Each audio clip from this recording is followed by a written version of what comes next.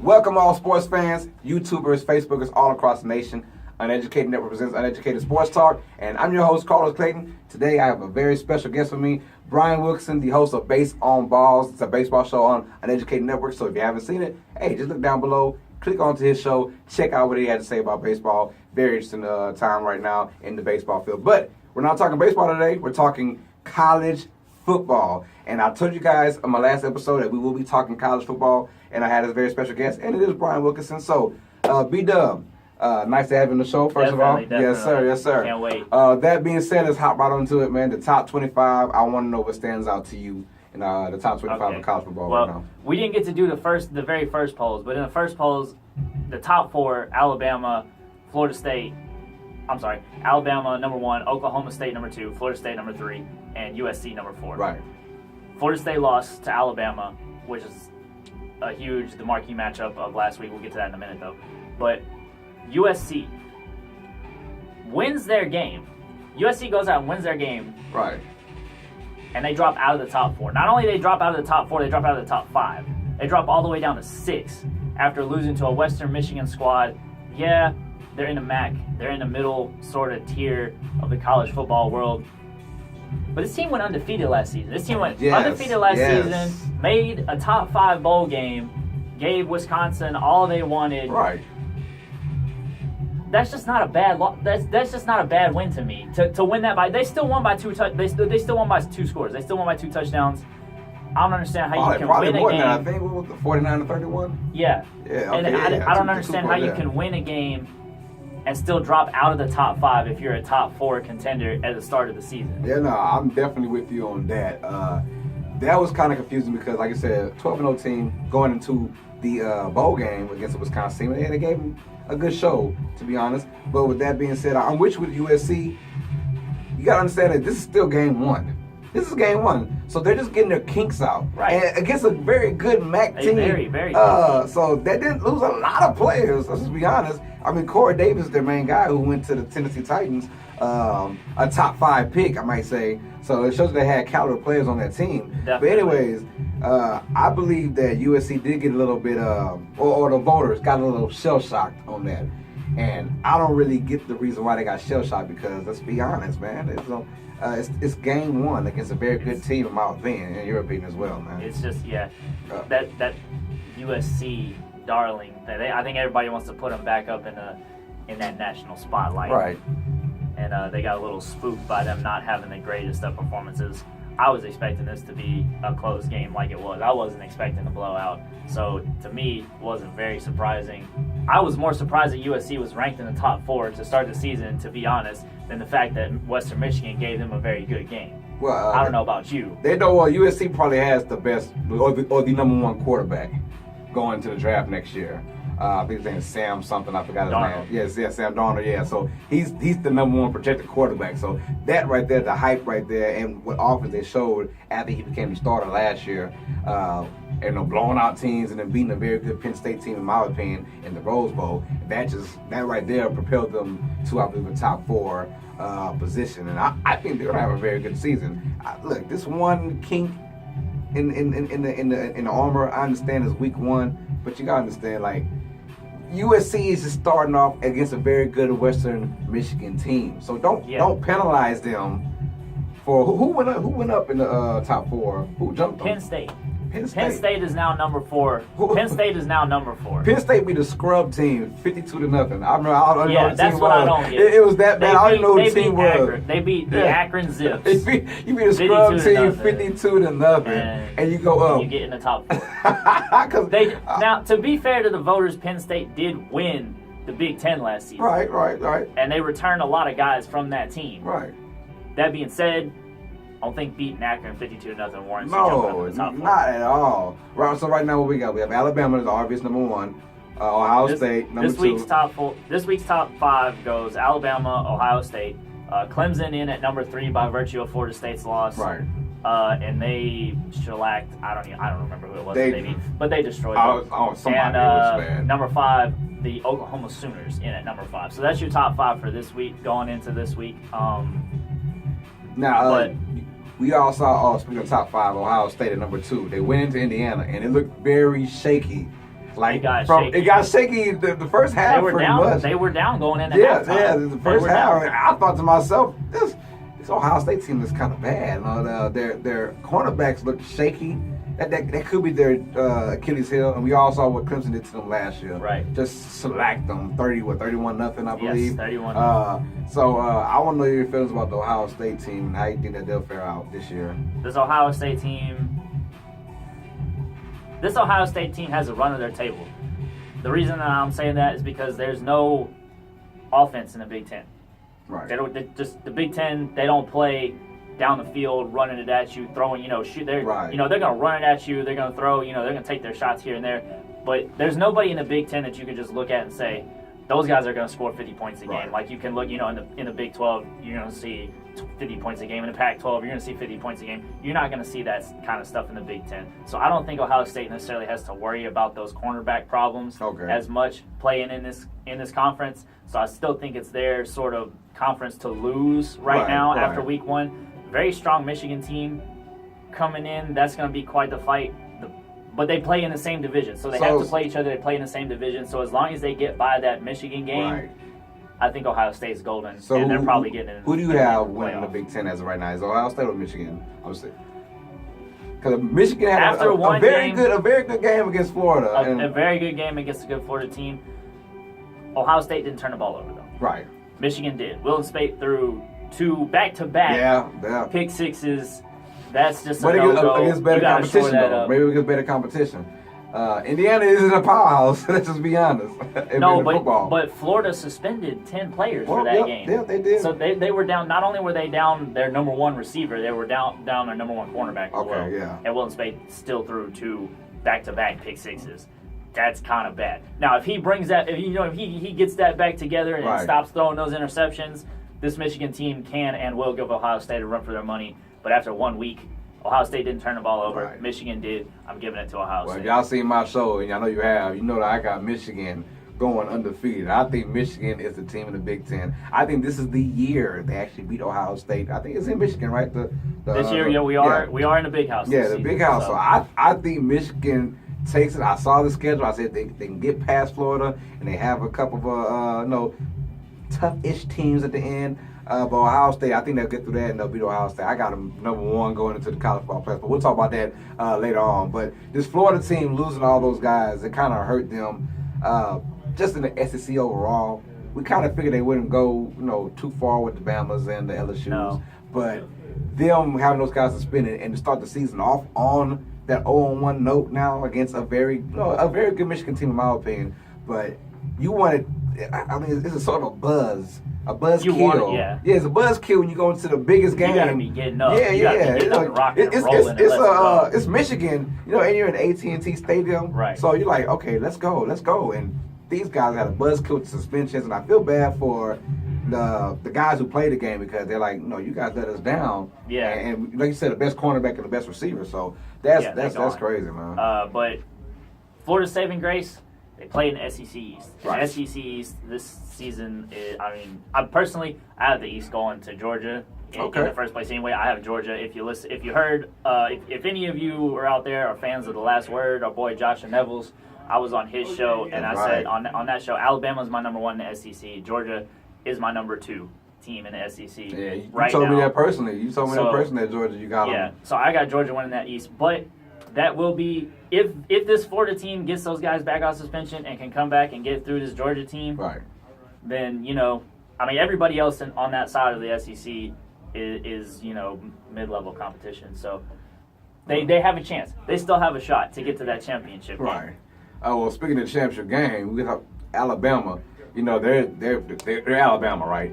But they did play against Florida State. At the time, was a top 3 team. The marquee matchup. Yes, sir. And final score 21-7. 21-7. 21-7. Don't let that fool you though. Yeah. Because this was a game up until the third quarter. It was 10-7. Yes, it was going into halftime. Special teams.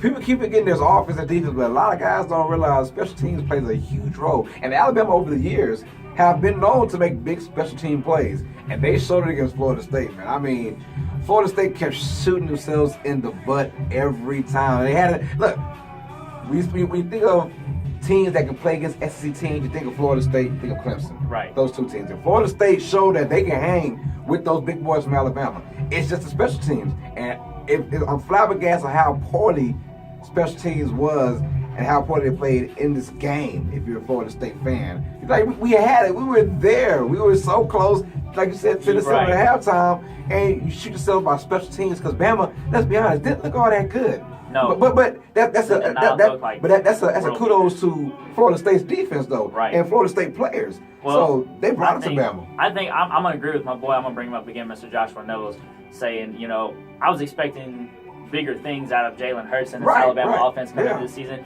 but losing Lane Kiffin to a head coaching job with that new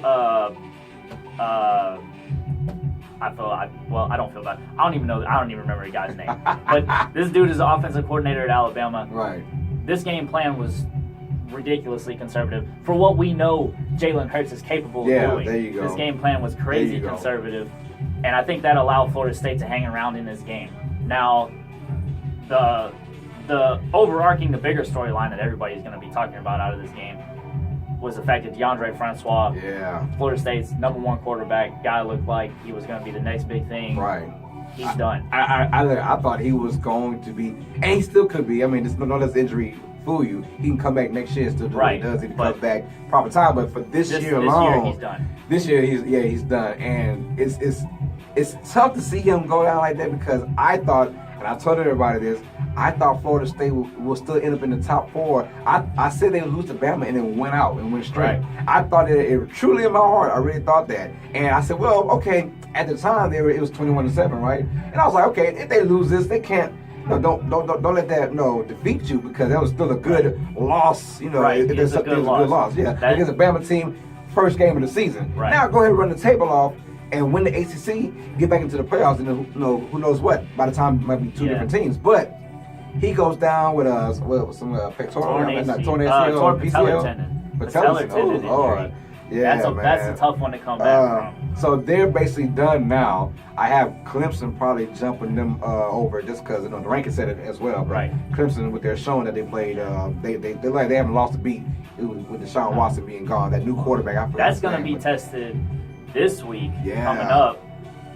Going to an Auburn squad ranked number 13 in the country right now, and gave Clemson everything they wanted and then some at the opener of last season, and just couldn't manage to finish the job off. That's going to be a tough test for Clemson going in there. Yeah, man, I'm with you on that. It's a very good weekend of marquee games. We'll talk about that in a second, but for this Clemson-Auburn game, I don't know. I got a crazy feeling Clemson's going to go in there like, you know what, we the champs. We gonna show you SC boys how it's really about. I think I'm not a big Auburn gave them all kind of fits. I think if they would have met later on in the season, Clemson versus Auburn, I think Clemson blows them out no matter what's it at. Okay. I think that, but since the first game, you get those first game jitters going in. So like USC and Western Michigan, we talked about that. I think if USC and Western Michigan meet in week 8, week 9, I think USC blows them out the water, 52-10, something like that. But anyways, I think Clemson goes in there and dominates, but who knows about that? Yeah, I want to come back real quick to that one nice phrase that we get to use in this college football world that you don't really get to see anywhere else. A good loss, a good looking loss, because there's not many places where you can go and say, okay, we lost this one game, but our game that we lost is better than your game that you lost. So we get to be in. Yes. Lucky for Clemson that happens to be the case this season. Not yet, they haven't lost yet, but just in the event that something like that comes up, if they end up losing this game to Auburn, Auburn goes on and wins out, and then they can say, well, we lost to Auburn. Exactly. Yeah. But crazy things can happen in the college football world just based on this one thing, and there's a couple of teams that may fall victim to that in this case, because Ohio State and Alabama and USC, those weren't the only crazy games in week 1. One of the largest comebacks in Power 5 conference history. Oh my God. Texas A&M up 34 points on UCLA, and Josh Rosen orchestrates one of the best comebacks in football. He put the damn marine on him. the fake spike with the throw. He put a The Dan fake Marino. spike. The fake spike. The fake The spike face of the coming game off. winner. That's his Heisman moment. If he does go out and win the Heisman, because he's back from injury now, Right. and he's ready to And rock he's and looking roll. 100%. It was. I felt something about him. Felt a little swag because they were coming out the tunnel, Right. and the camera zoomed up on him. And he gave like a little cool wink, just a little wink, like I'm ready, let's Got go. this. And I was like, okay, well that was short lived because they were getting blown out. They were getting- I literally changed it to a better game, West Virginia versus Virginia Tech. Those who didn't watch it, it was a very great game. But as I'm reading the bottom line, because I was watching both games back and forth, and I saw Texas A&M kind of pull off, so I just was done with that Yeah, I'm game. done with that. So I saw the bottom line, I'm like, all right, 44-10, okay, 44-17. 44-24. Now I'm getting it's like, okay. Unanswered. But I'm like, it's still, it's like 6.5 minutes ago, down by Right. 20. I'm like, that's still gonna win that. And it's getting closer and closer. I want to watch the last drive, and I was like, you gotta be kidding me. Texas A&M, that's not a good loss. No, that's a very, very bad loss. And for Kevin Sumlin, he was already on the hot seat. Let's just hope that he can pull it off for the rest of the year Right. and make magic out of this SEC West. But if he doesn't, man, he's look like he's going to be gone, man. I hate For a that. Kevin Sumlin orchestrated offense to not score a point in the entire second half of a football game. Nothing. That's Nothing. crazy. What was it, 44-10, right? It was 44 to 10. 44 to 10. It was 44 to 10, and UCLA rattles off 34 unanswered in the second half That to doesn't come back make and win any that sense. game on a fake spike where, by the way, that ball was thrown absolutely perfectly. Perfect, There was no was. way the defender was getting I that. don't. That was crazy. Like, That was crazy.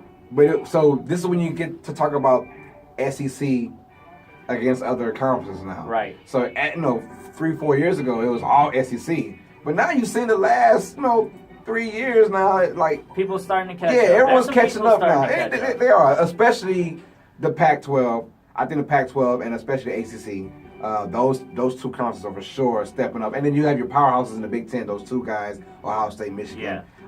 So like it's no more gimmies anymore. To be honest, when it's the SEC team versus Pac-12, we saw that Yeah. Texas A&M. They just they had this big lead. Unless you're Nick Saban in Alabama. Yeah, Unless you're Nick Saban in Alabama, we don't count you those get a guys. buy. You get a buy for those- premature ejections. That doesn't We matter. don't We're not count counting Alabama. them. We're Those not counting guys, them. that's a different. Those are grown But- men on one team. Another team that I like to watch under the radar. I just, for whatever reason, I can't help but like them. The Tennessee Volunteers got locked up in a match with the Georgia Tech Yellow Jackets. Yes. This one ended up being crazy too. Crazy. Georgia Tech was grounding and pounding, triple option in a way. They were 21-7 at one point.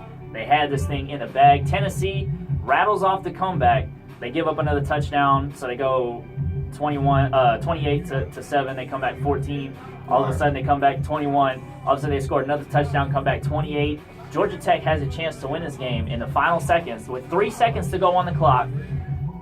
And Tennessee blocks a field goal. Tennessee blocks a field goal, takes it to overtime. Each team scores a touchdown, right? Hold on, the drama's not done yet. We're not done on this ride. Tennessee brings it in, scores a touchdown on the first play of second overtime, kicks an extra point, which you're allowed to do in a second overtime. yep. If you're not familiar with college football, Right. you're allowed to kick an extra point. If it goes to 3 overtimes, then you have to go for 2. Georgia Tech said, nah, screw that mess. We're going for 2 right That's now and right. ending this game in 2 overtimes. And Tennessee, not so fast, my friend. Man. Not so fast. Stuffs them on the 1-yard line to win the game 42-41. If I'm Georgia Tech though, I don't blame the coaching staff for going for 2. I don't. You look. What do you have to lose if you're Georgia Tech? Exactly. You have nothing to lose, to be honest. You're not going to an ACC, most likely. You're not going to any kind of crazy bowl game. You want to get a marquee win the first week of the season. And Tennessee was ranked 25. Yeah, Tennessee 25, was in yeah. the top 25, Yeah. so this would have been a big win for Georgia Tech Yeah, if they pulled that exactly. off. So I mean, there's nothing to really lose. So I admire that. And that's how you kind of get recruits if you're Georgia Tech coaching staff. You want to get recruits. Say, hey, those guys are gutsy. Let's go over there. One, I think Georgia Tech they should have won the game. They should have won. They had the game intact. And I think So close. when you're a running option so team close. and you eat up that clock, this is perfect with a two score lead. That's perfect to keep That's running. what and you want. That's your situation. And to keep the time going at it, they just could not The hold it defense down, couldn't man. hold it up. And of course, only The in defense college couldn't football hold where it you get crazy block kicks and that kind Right. of stuff at the last. At the Only in last college second. football, man, it's crazy. Oh, that's why I love this game so much. That's why I love this So game so much. Tennessee, did it hurt them? Did it help them? I don't know. How do you think about Tennessee? It's going to come off as a very, very gritty win. Right. You know, for a Tennessee squad that's been known to give up a lot of points in the past couple of seasons, and they've been on the back of Josh Dobbs for the seasons that he's been there. He's gone to the NFL now, so they really needed an identity. So to come out, regardless of whether it was a 50-point blowout or a hard gritty win against a Power 5 opponent, so it's not like they were playing, it's not like they were playing some middle of the pack squad and they kind of meandered around. This is Power 5 conference play. This is a big boy league. Yeah. So to grit out a win like that, a plus for Tennessee in the end. Not the best win you could have had, but a plus for Tennessee in the end nonetheless. Well, I get a feeling it's gonna be the old same Tennessee we've seen. They go off 5-0, maybe 6-0. Everybody's like, "Oh snap! Watch out for Tennessee! This is the year!" And then they hit that Alabama. That Alabama come in and smack them, and they lose like 4 in a row. Like that happens every year. It feels like it, man. But it just tells you when the competition gets high. In some seasons, Tennessee starts off against Bama pretty good. The first quarter looks kind of good. You're like, oh, they got a chance to make it decent. And somewhere that third quarter just like smash City. That's just Nick Saban's way of keeping all these football games interesting. Let's be real. That's right. It's just because you see this with, even in this Florida State game that they just did, you see this is Alabama's concerted formula. They're a little conservative coming out of the gate. They run the ball. They play big defense. And they just wear you down. Pound you on offense, on defense. They hold the ball and they just grit into you. And you see by halfway in that third quarter, opposing teams just can't take it anymore, man. And that's where Alabama starts to pull away. On the scoreboard, when you see these kind of lopsided victories, it's usually not telltale how the game went, because Alabama, to that point, the games are usually pretty close between, within at least a touchdown, and they sort of pull off at the very end and score 2 and 3 touchdowns because the other teams, they can't keep up. Man, I got you. And it's over. Well, we got crazy games coming out next week. The game I want to see is Ohio State versus Oklahoma. This week's marquee matchup. And that's the marquee matchup. That's the must-see one. Another clash of top fives for week 2. I'm excited about that. I want to know before I get to my opinion. What's your opinion on the Ohio State-Oklahoma game? My opinion on this game is going to come down to whoever's got the ball last. Okay. Because neither team plays defense. Right. Let's be real. Oklahoma in the Big 12. Big 12 doesn't know what big defense. What the hell is defense? Because they played last year, and Ohio State basically smoked them last year. Right? Nobody knows what defense is in the Big 12. But we saw from this Indiana game, Ohio State's got some problems on defense too. That was a high-scoring affair. Right.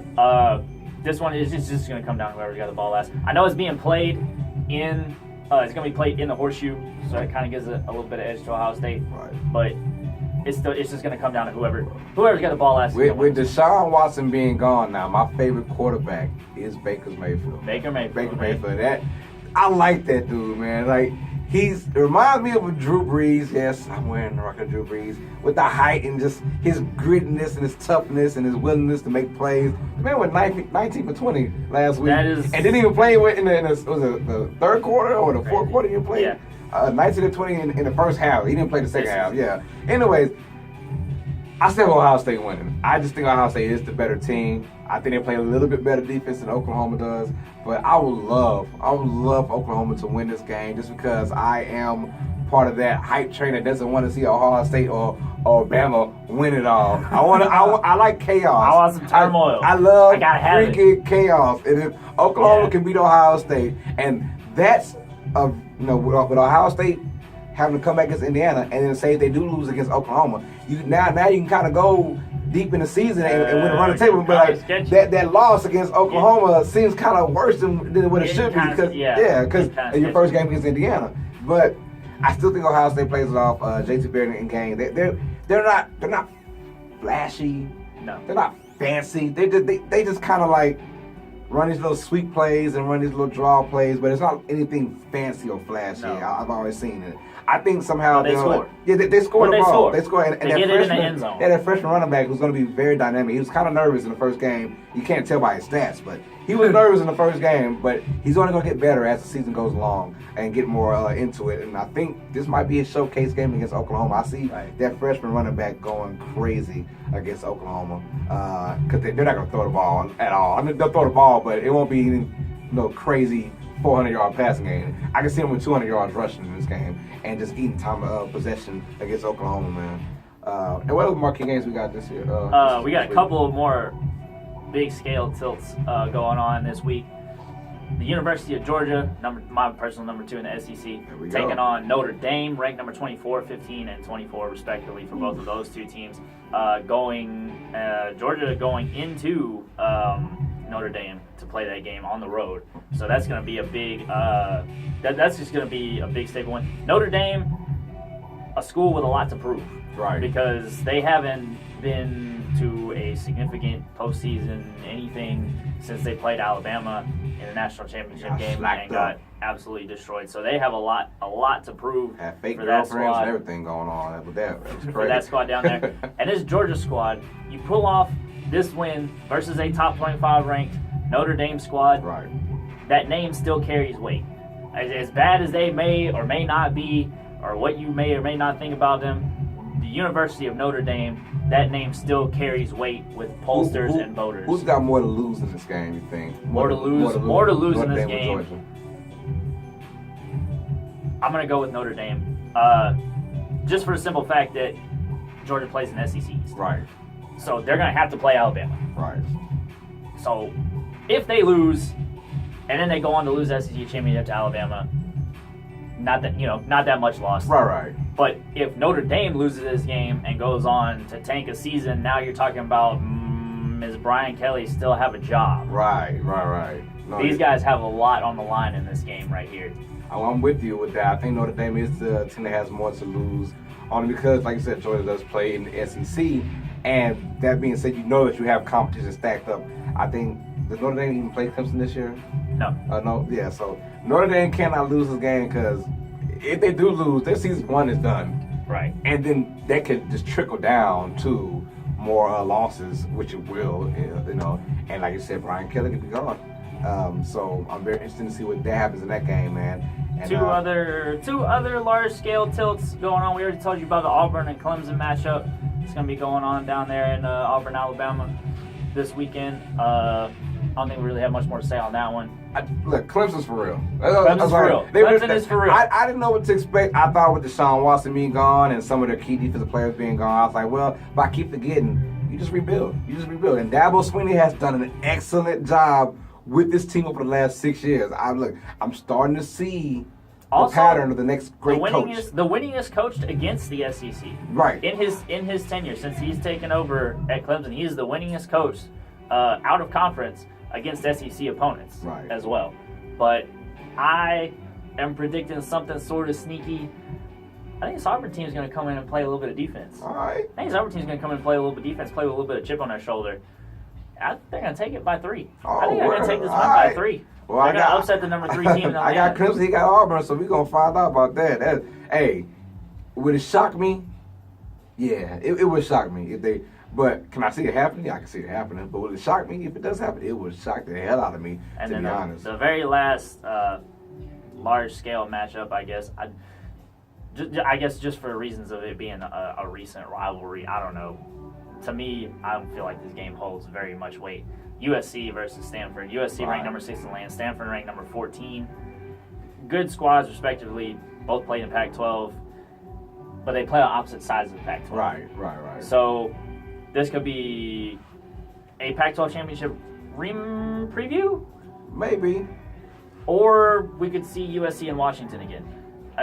I'm with this. I think this game, any top 25 teams that match up against each other is a huge game to me. I don't care if it is 24 or 25. It plays a big scale toward the end of the season because you don't know what's going on with these voters. The 9 guys that are people voting. And this is a more key game. In the second week, they both had games now, so they both had kind of that rust out of them. So this is bigger for USC. USC, if they come out and they have a say they do lose. They have to win. They have to win this. They have to. I think USC. If they want a shot, at the big dance this year, they have to win. Because they don't have the luxury of being an SEC team or even a Big Ten team to lose a game. They don't have the luxury. Nope. The Big 12 doesn't have the luxury. The Pac-12 doesn't have the luxury. You lose one game and pretty early. It's not a saving grace. The Big 12 doesn't have any luxury. Yeah, the Big 12 has Oklahoma. The Big 12 has Oklahoma. That's right. That's what the Big 12 has. Even Baylor lost at the first week. I forgot against who. Baylor lost. Against some chumps. I don't know. The Big 12 has Oklahoma. Baylor's that's their hope. That's their saving grace. Maybe TCU. Just a little bit. TCU, man. But I think USC, I still see USC winning it. But if they do lose, their season's over. And they can't afford to lose. So, I don't know. Well, before we wrap up, let's talk about our top fours. As of right now, who is your top 4 teams that'll make it to the college football playoffs right now? Well, rank them 4 through 1. 4 through 1. All right, let's see here. In a number 4 spot, I'm going to go ahead and put the Washington Huskies. Oh, okay. Washington Huskies in at number 4. They showed out really well against their opponent last week. Good offensive performance, same blah, blah, blah, blah, blah, all that kind of stuff. I'm not a believer in USC. I'm sorry. Gotcha. I just don't believe in USC this season. Number 3, we'll stick with the Clemson Tigers. I do have them losing this week, but Florida State also lost, and whoever's the ACC championship is getting in anyway. So right. Clemson's going to win the ACC, and they're going to get in. Number 2, I'm going Ohio State, even though I'm still kind of iffy, wishy-washy on that one. Maybe they'll prove me right and beat Oklahoma. Yeah. Number 2, I'm going Ohio State. Number 1, until further notice, it's Alabama. Is Alabama. Right. I got you, man. So you basically got